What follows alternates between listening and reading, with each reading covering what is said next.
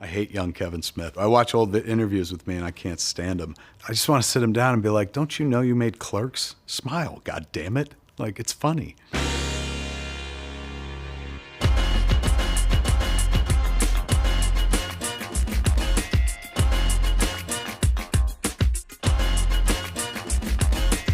When I started, I made a movie about my world.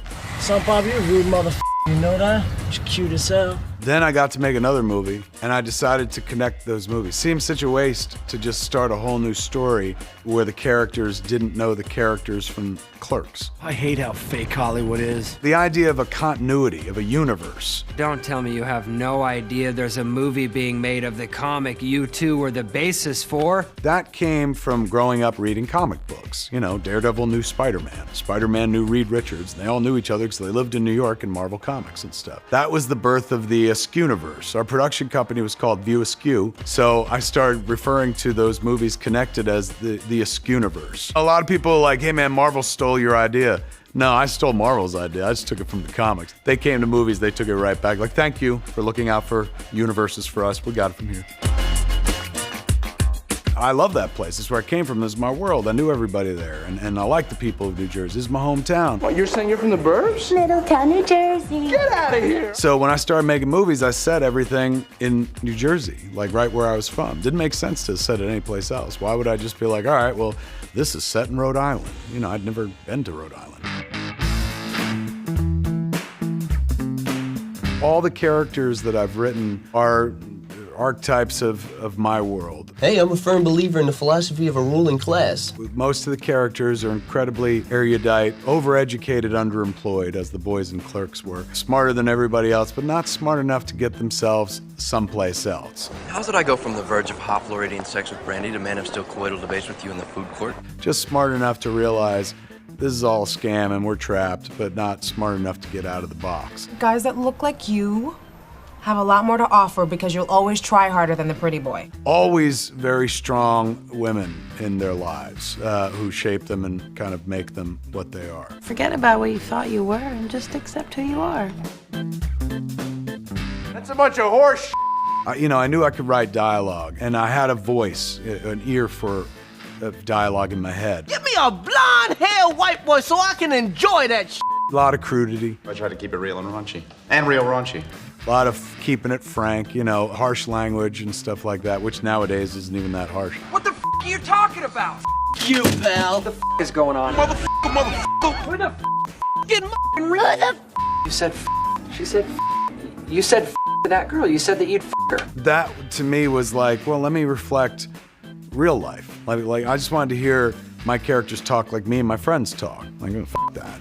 That. And you hear this f***ing story? There was a kind of unspoken language by using cursing language that connected you with other people. So f***ing cool.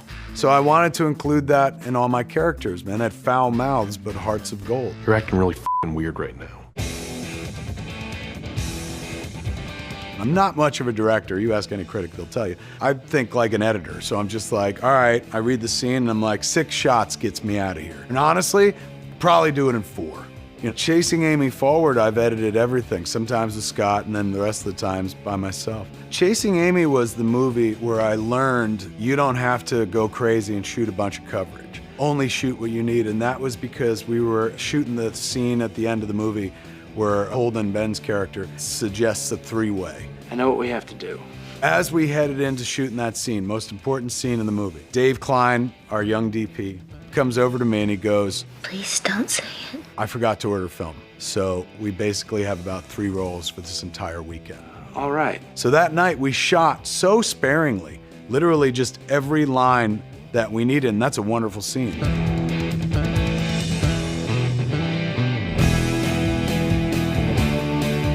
Pop culture made me what I am. I don't like the sound of them apples, Will. I loved movies, and I loved TV, comic books, Star Wars. These were the things that I was passionate about. In Clerks, our characters talked about pop culture. What did you like better, Jedi or The Empire Strikes Back?